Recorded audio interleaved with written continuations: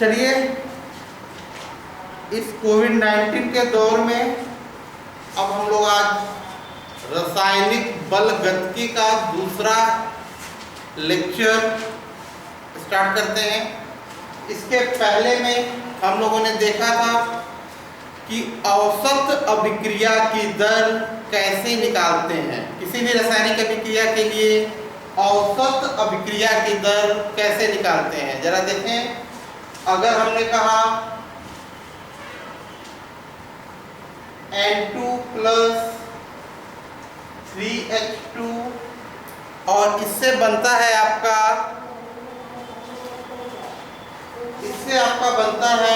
2NH3।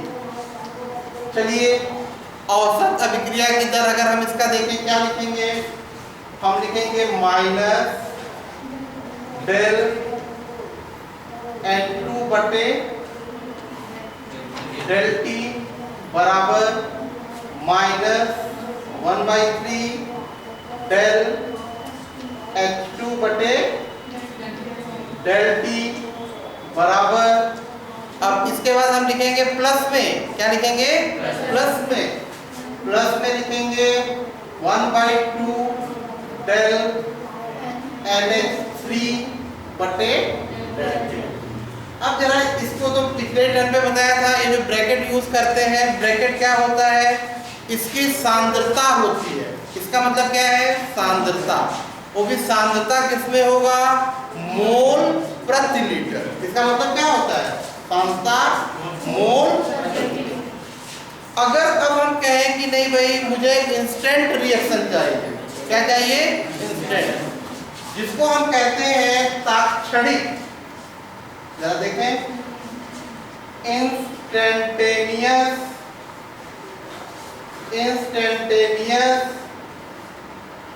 Rate of reaction.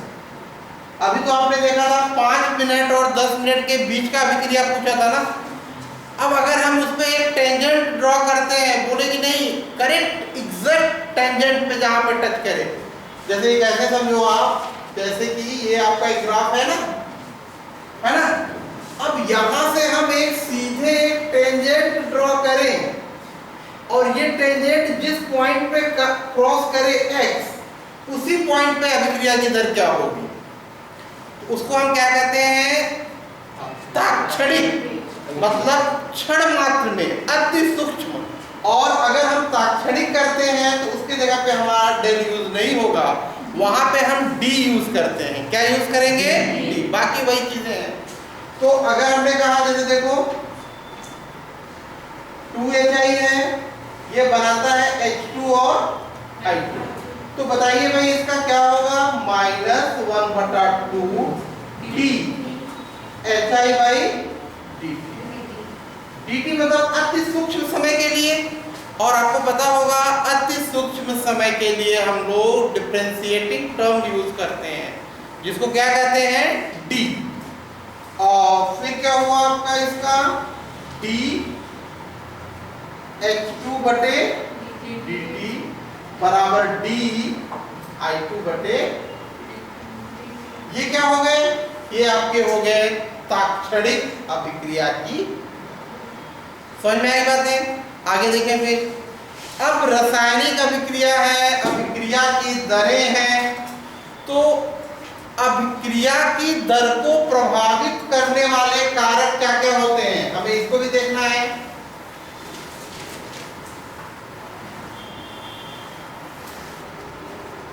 देखा जाए, अभिक्रिया की दर को प्रभावित करने वाले कारक। अभिक्रिया की दर, अभिक्रिया की दर को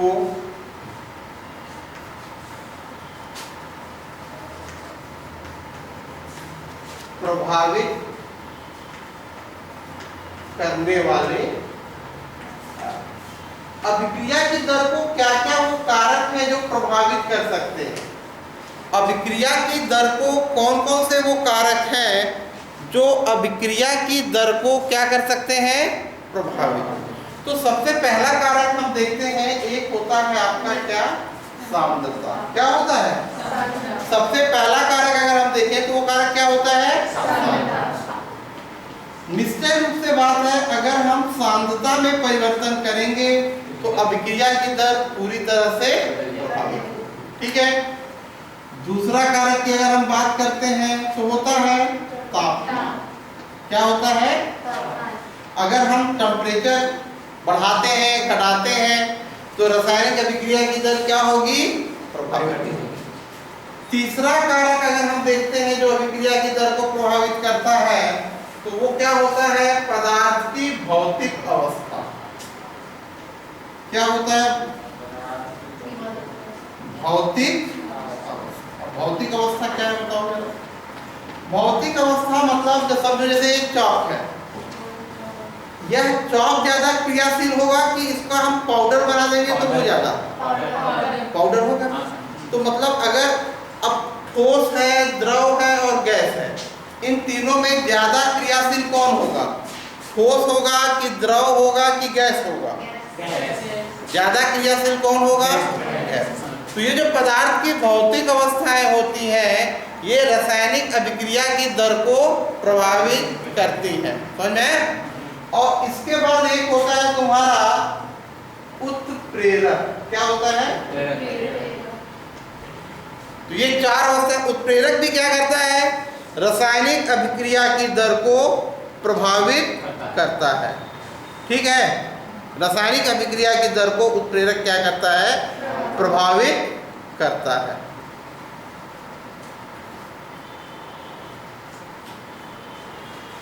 रासायनिक अभिक्रिया की दर को ये क्या करते हैं?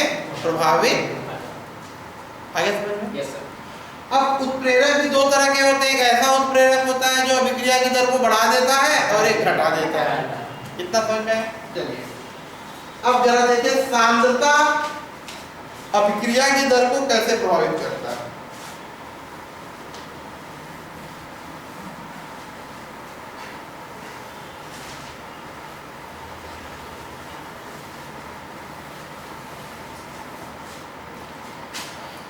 देखा जाए, देखो हमने कहा एक अभिक्रिया हो रही है A प्लस B और इससे बन रहा है आपका C बन रहा है। ठीक है। तो अभिक्रिया किस पे निर्भर करती है? अभिकारक पे कि उत्पाद के दर पे? रासायनिक अभिक्रिया किस पे निर्भर करती है? अरे भाई तुम घर में खाना खाते हो, अब तुम्हारा मन पुलाव पनीर खाने का है, लेकिन घर में सूखी सब्जी है, करेले की सब्जी है, तो पुलाव पनीर बन पाएगा क्या करेले से? नहीं। तो अगर करेला है तो करेले की सब्जी बनेगी, बैगन भी नहीं बनेगा, गोभी भी नहीं बनेगी। बात समझ में आई? तो रासायनिक अभिक्रिया जो होगी वह किस पे निर्भर करेगा? अभिकारक की। तो अगर हम कहें कि अभिक्रिया की जो दर होगी, अभिक्रिया की, तो यह दर किसके समानुपाती होगा? बताओ जरा मन। अभिकारक की सांद्रता के समानुपाती होगा। होगा कि नहीं होगा? अभिक्रिया अभिकारक उसकी दर की क्या होगा? समानुपाती। अब जब हम इसको हटाते हैं तो R बराबर प्रोपोर्शनल हटाते हैं तो एक नियतांक लेते हैं। क्या लेते हैं? उस नियतांक को कहते हैं K। अब सांद्रता A की और किसकी सांद्रता? इस K को क्या कहते हैं? K को कहते हैं दर। K को क्या कहते हैं? दर। अब बताओ K दर नियतांक है, R को क्या कहते हैं? अभिक्रिया की दर। बहुत सही कहा, अभिक्रिया की दर की इकाई क्या होती है? इकाई। भाई दर बराबर क्या होता है? सोचो, सांद्रता है ना बटे समय, है ना? सांद्रता का क्या होता है इकाई? मोल प्रति लीटर। तो समय कर दोगे तो मोल प्रति लीटर सेकंड। तो दर का नियतांक क्या हो गया? देखो दर की इकाई हो गई मोल प्रति लीटर प्रति सेकंड। हो गया ना? दर का इकाई क्या हो गया? मोल प्रति प्रति लीटर प्रति सेकंड। ये क्या हो गया आपका दर की। तो दर की इकाई याद रखना, ये हमेशा नियत रहेगा, यह कभी नहीं बदलेगा। तो दर की इकाई क्या है प्रति सेकंड, मोल प्रति लीटर अब प्रति सेकंड। तो यह बराबर क्या हो गया तुम्हारा के सांता ए और के क्या है दर। अब यहाँ पे दो चीजें हुई। पिछले साल प्रश्न पूछा गया था परीक्षा में कि अभिक्रिया की दर और दर नियतांक में क्या अंतर है। तो भाई अभिक्रिया की दर तो ये है, लेकिन दर नियतांक क्या है कि दर नियतांक जो होता है वह सांद्रता पर निर्भर और दर नियतांक की इकाई निश्चित नहीं। दर नियतांक की इकाई क्या होती है बदलता रहता है, समझ में। दर नियतांक जो होता है वह अभिक्रिया की कोटि पर निर्भर करता है। अभी आगे बताएं कोटि क्या होती है ना। जबकि दर क्या होता है किस पर निर्भर करता है सांद्रता। दर की इकाई फिक्स है मोल प्रति लीटर, लेकिन के की इकाई फिक्स नहीं। इसकी इकाई क्या होती है कम, अभिक्रिया की कोटि के अनुसार बदलती है। यहाँ तक कोई दिक्कत है किसी को? एक बार फिर से रिमाइंड कर लें, फिर हम लोग आगे चलने वाले हैं। यहाँ पे एक आपके लिए प्रश्न बना, अभिक्रिया की दर व दर स्थिरांक में अंतर लिखो। क्या प्रश्न बना आपके लिए? नोट करें, अभिक्रिया की दर व दर स्थिरांक, अभिक्रिया की दर व दर स्थिरांक में अंतर। अभिक्रिया की दर व दर स्थिरांक में अंतर लिखो। ठीक है, इसको मैं थोड़ा सा हाईलाइट कर देता हूं ताकि कि आप लोग अच्छे से लिखें। अभिक्रिया की दर व दर नियतांक में अंतर लिखो। ठीक है,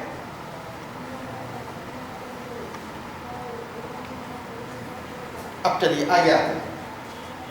अब यहाँ पर यहाँ तक क्लियर हो गया, कोई दिक्कत नहीं किसी को। चलिए अब आगे की चीज देखें। आगे की चीज और इंटरेस्टिंग है।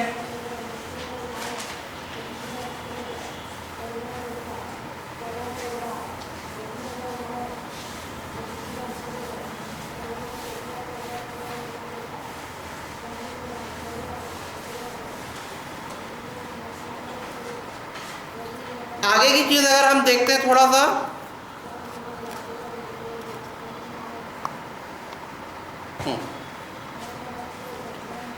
चलिए आगे हम लोगों को पढ़ना है दर नियम। क्या पढ़ना है? दर नियम। आगे हम लोगों को पढ़ना है दर नियम और द्रव्य अनुपाती क्रिया। दो चीजें आएंगी। क्या आएगा? हाँ, ये आप लोग समझते नहीं है, हमेशा कंफ्यूज रहते हैं। एक को कहते हैं रेट लॉ। क्या कहते हैं? Rate law. रेट, ठीक है। एक को क्या कहते हैं हम लोग? देखिए इस एक को हम लोग कहते हैं रेट लॉ, है ना। हिंदी में इसको क्या कहेंगे? दर नियम। दर नियम क्या कहता है? दर नियम कहता है कि रासायनिक अभिक्रिया की दर अभिकारक की सांद्रता के समानुपाती होती है। ये दर नियम है ना। देखो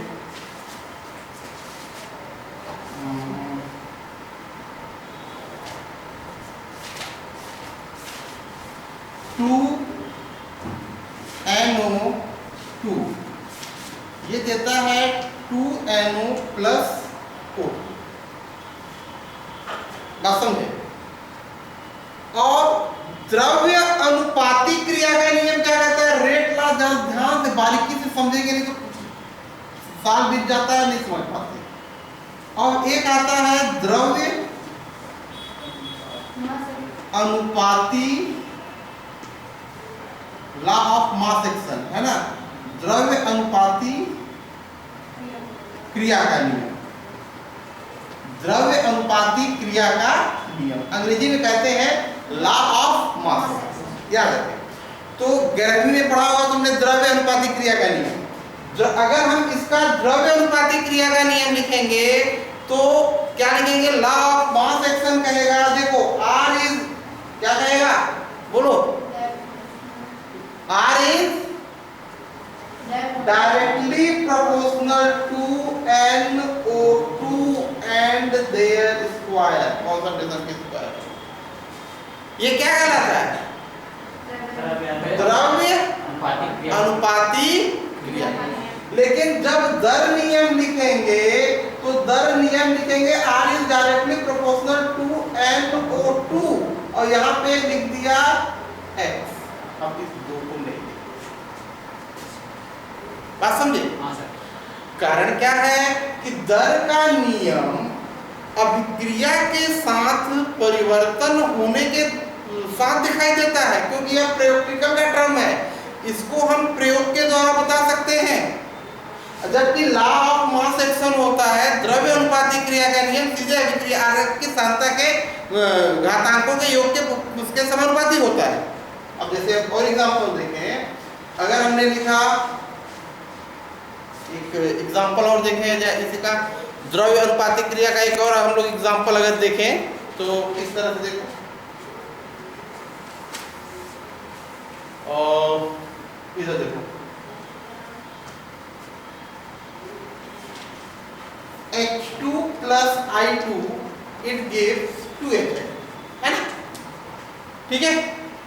तो अभिक्रिया का दर क्या होगा, इसके लिए दर is proportional to concentration of H2 and the concentration of I2। लेकिन द्रव्य अनुपाती क्रिया के अनुसार क्या कहेगा, कहेगा वो क्या कहेगा उसके अनुसार R बराबर concentration of hydrogen and concentration of I2। अब इनके पावर यहाँ पे X और Y, दर नियम,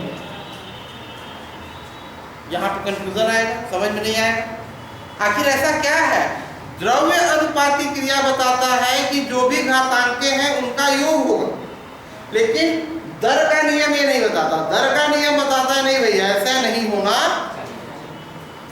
क्यों, क्योंकि रासायनिक अभिक्रिया क्या होता है, ये प्रायोगिक टर्म है और इस प्रायोगिक टर्म को हम अलग अलग। तब जरा देखो इसका दर बराबर क्या हो गया, R बराबर क्या हो गया, K H2 X and I2 Y। तो ये हो गया आपका X प्लस यह अभिक्रिया की क्या हो गई, यह अभिक्रिया की क्या हो गई। तो रासायनिक अभिक्रिया का जो नियम होते, दर का जो नियम होता है वह अभिक्रिया की कोटि के बारे में हमको समझाता है। क्यों, अभिक्रिया की कोटि क्या होती है, रासायनिक अभिक्रिया में भाग लेने वाले अभिकारकों की सांद्रताओं के गुणनफल और उनके घातांकों के योग के बराबर और बराबर नहीं हो सकते। घातांकों के योग के बराबर और बराबर नहीं हो सकते। क्यों नहीं हो सकते, ऐसा क्या बात है कि रासायनिक अभिक्रिया उसके घातांकों के योग के बराबर नहीं होगी, बदल सकती है। ऐसा हम क्या देख सकते हैं, जैसे देखो अभिक्रिया की दर, देखें फिर से एग्जांपल देखें, A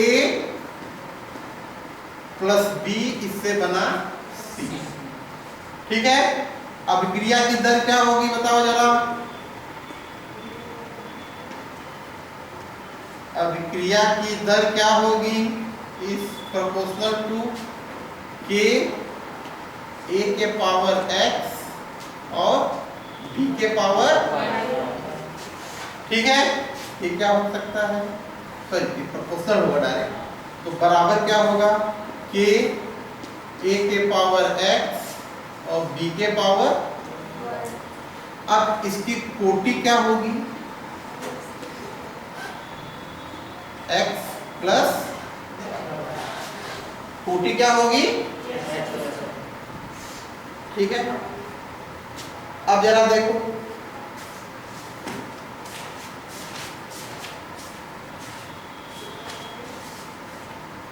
(2SO2) प्लस O2 क्या बनाया? 2SO3। 2SO2 और O2 क्या बनाया?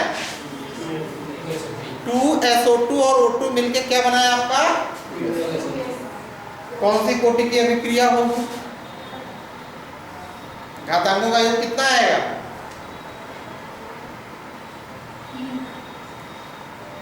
3। अभिक्रिया। अब पूछे हम आपसे, बताओ इसकी कोटि क्या होगी अभिक्रिया की? बोलो।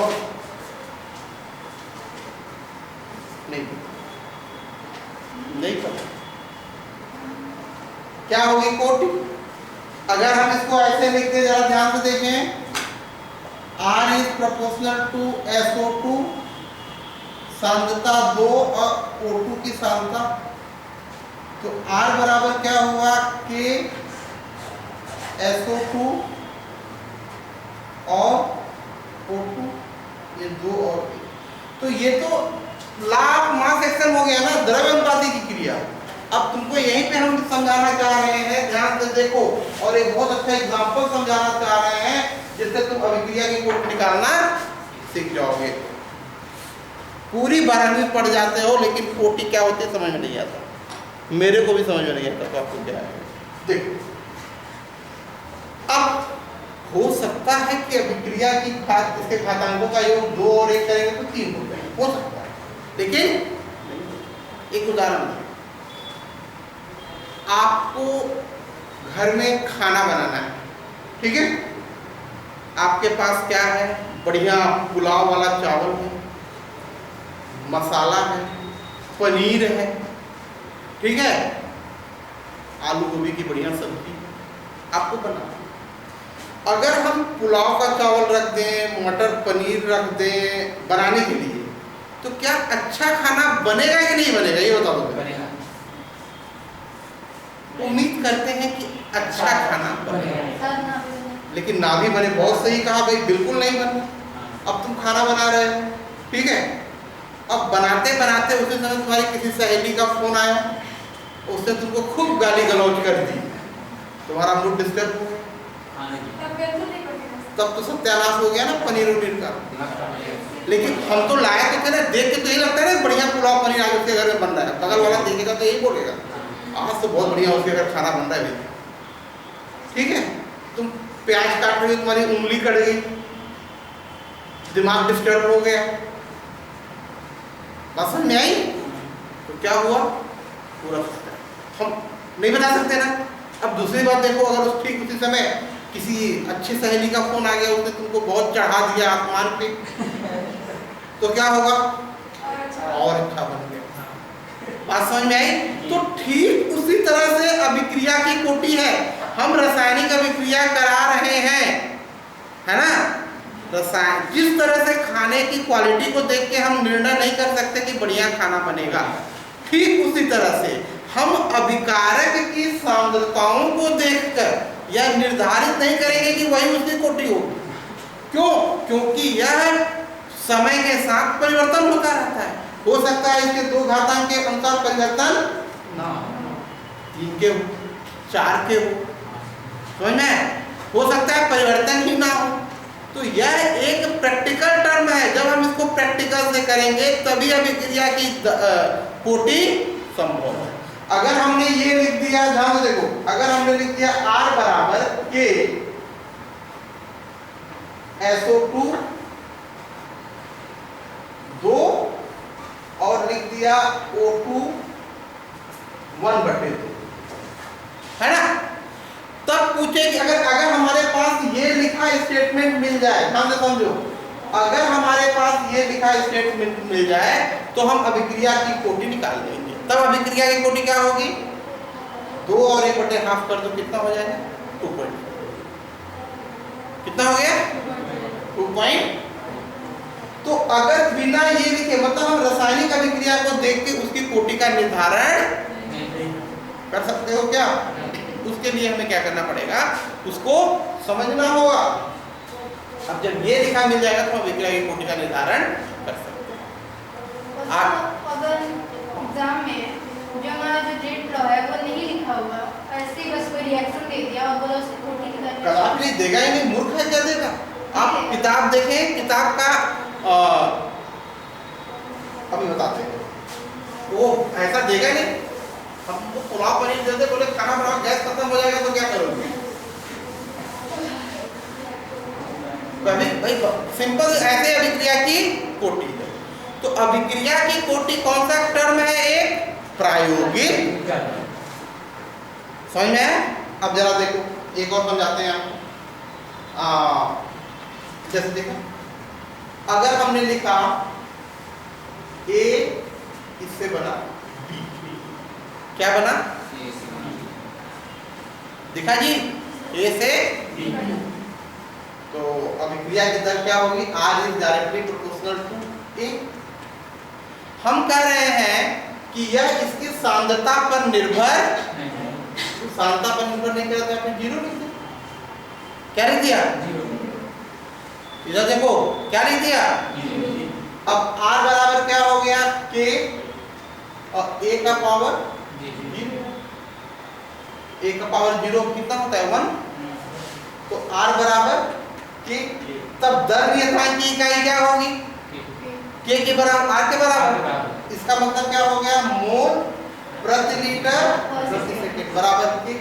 तो चूंकि यह इसकी सांद्रता पर निर्भर, जब सांद्रता पर निर्भर नहीं किया तो कौन से कोटि की अभिक्रिया हो गई? शून्य। कौन से कोटि की अभिक्रिया हो गई? शून्य। तो शून्य कोटि की अभिक्रिया का इकाई क्या होगा? दर नियतांक की मान क्या होगा? मोल प्रति लीटर प्रति सेकंड। आगे समझ में? किसके लिए आ गया? शून्य। बोलो, शून्य कोटि की अभिक्रियाएं क्या होती हैं?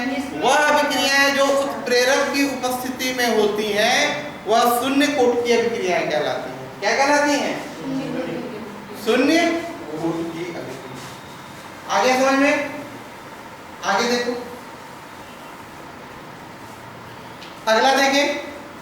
अगर हमने कहा A से B बन रहा है, R is proportional to A, चलो ठीक है। R बराबर क्या हुआ?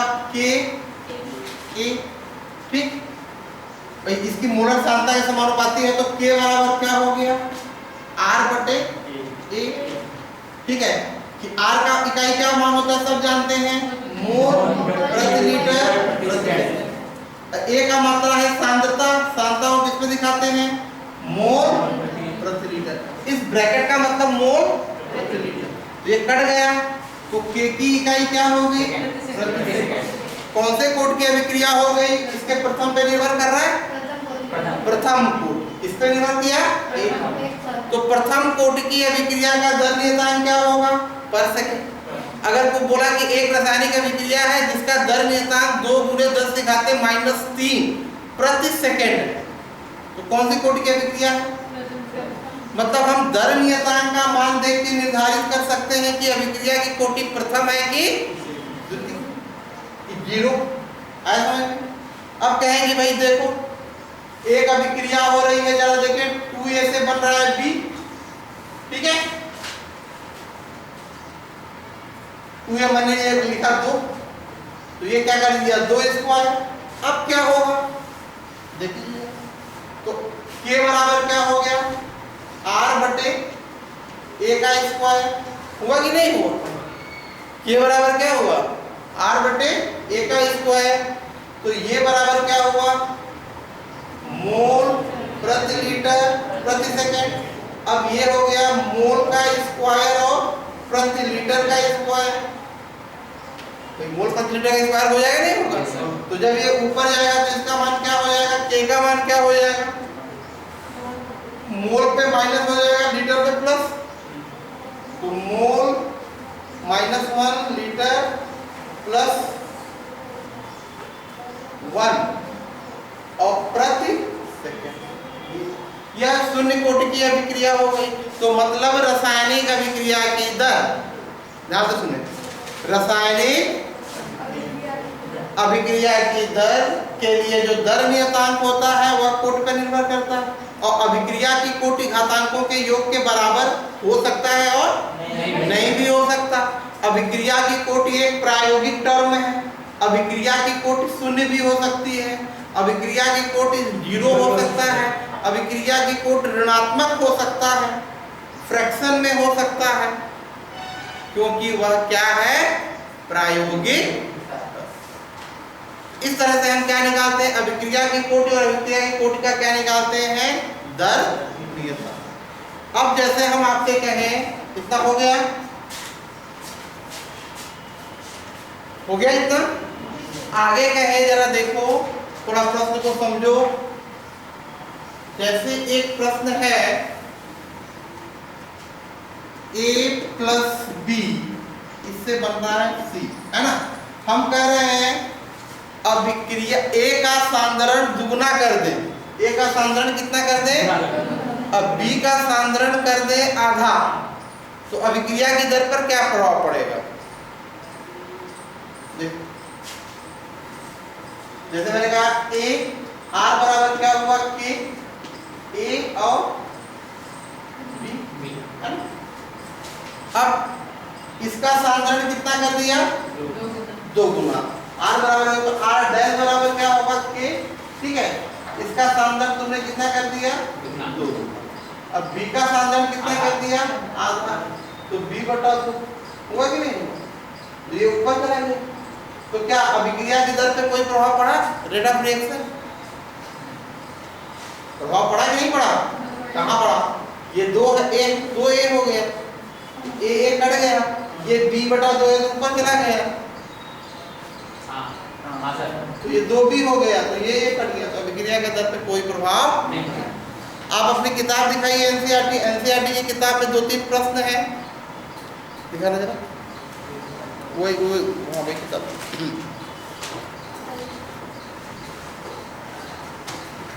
जरा देखो अभिक्रिया की दर पे क्या क्या प्रभाव पड़ते हैं, हम देख के बता सकते हैं।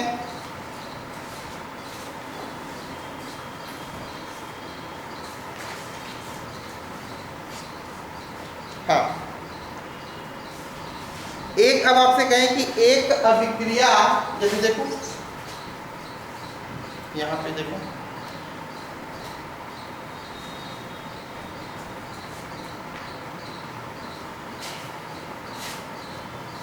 जैसे यही देखो 2a से b बना, हमने कहा यह अभिक्रिया कौन से कोटि की है, द्वितीय कोटि। कौन सी कोटि की है, द्वितीय कोटि की अभिक्रिया है, ठीक है। अब हम कहें कि अगर हम एक ही सांद्रता को 3 गुना कर दें, एक ही सांद्रता को, एक ही सांद्रता को कितना कर दें, 3 गुना, तो y के उत्पादन पर क्या प्रभाव पड़ेगा। आगे तो अभिक्रिया की दर लिखो, r बराबर क्या लिखोगी, k a का स्क्वायर, आया ना, ऐसे लिखोगे। अब कह रहे हैं कि r डैश क्या हो गया, कि इसकी सांद्रता को हम 3 गुना कर दें, कितना कर दें, तो क्या हो जाएगा, दोनों को डिवाइड कर दो, ये क्या हो जाएगा, k a स्क्वायर बटे k 9a, होगा कि नहीं होगा, 3 का स्क्वायर, ये कट गया नहीं कट गया, तो r बराबर r डैश बराबर क्या हुआ, 9 हुआ। अभिक्रिया की दर कितनी गुनी बढ़ गई, अभिक्रिया की दर कितना गुना बढ़ गया, अभिक्रिया की दर 9 गुना बढ़ गया। आया समझ में। आप देखें अपने किताब का पेज क्रमांक 106 नंबर में 2 प्रश्न दिया है, पाठ्य निहित प्रश्न।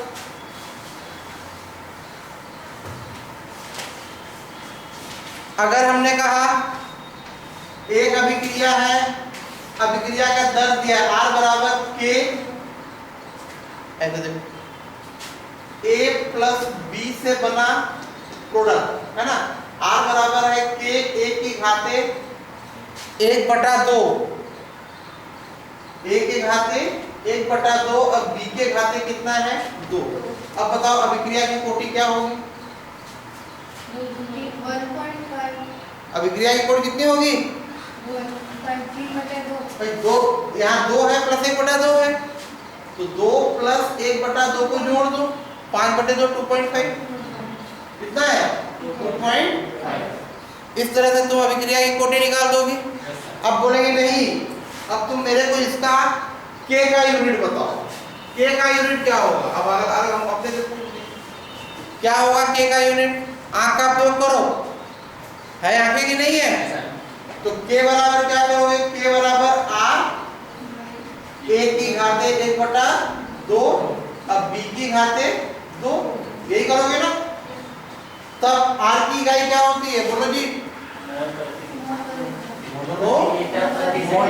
वाह बहुत होशियार बच्चे हो, लगते तो नहीं। मोल प्रति लीटर प्रति सेकंड। अब a की सांद्रता क्या होगी बोलो? बहुत सही कहा, मोल प्रति लीटर। अब बटे 1/2 का दोनों से गुणा कर दो, हो जाएगा ना। अब इसका क्या करोगे? इसका भी वही होगा, मोल प्रति लीटर। इसको 2 से गुणा कर दो, दोनों को ऊपर ले जाओ, जो घटे बड़े काट दो, उसकी इकाई हो जाएगी। समझ में आया?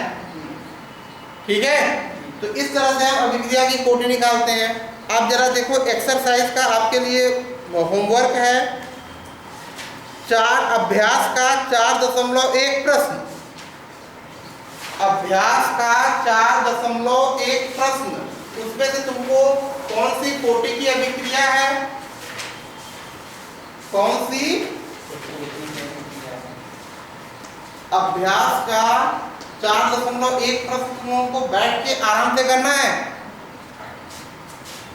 कौन सा करना है? 4.1 के प्रश्न को अच्छे से बैठ के करो तो तुमको समझ में आएगी। और 4.9 प्रश्न, 4.1 और 4.9, इसको हम लोग क्या कहते हैं? अभिक्रिया की कोटि। अभिक्रिया की कोटि एक प्रायोगिक टर्म है। अगर हमको जब तक ये लिखा नहीं मिलेगा हम अभिक्रिया की कोटि नहीं। समझ में आया? ये सबसे बड़ी बात। इसके बाद एक टर्म आता है आणविकता। क्या आता है? आणविकता। आणविकता क्या होती है? रासायनिक अभिक्रिया में भाग लेने वाले अणुओं की संख्या आणविकता कहलाती है। क्या होती है आणविकता? अगर एक अणु भाग लेता है तो एक आणविक, 2 अणु लेगा तो द्विआण्विक, 3 लेगा तो त्रिआण्विक, 3 से ज्यादा अणु भाग नहीं। ठीक है, तो आणविकता एक सैद्धांतिक टर्म है। आणविकता का मान 1, 2, 3 ही हो सकता है, फ्रैक्शन में नहीं हो सकता, 0 नहीं हो सकता। एक बढ़िया प्रश्न है, नोट करें। अभिक्रिया की कोटि एवं आणविकता में अंतर स्पष्ट करो। अभिक्रिया की कोटि एवं आणविकता में अंतर स्पष्ट करें।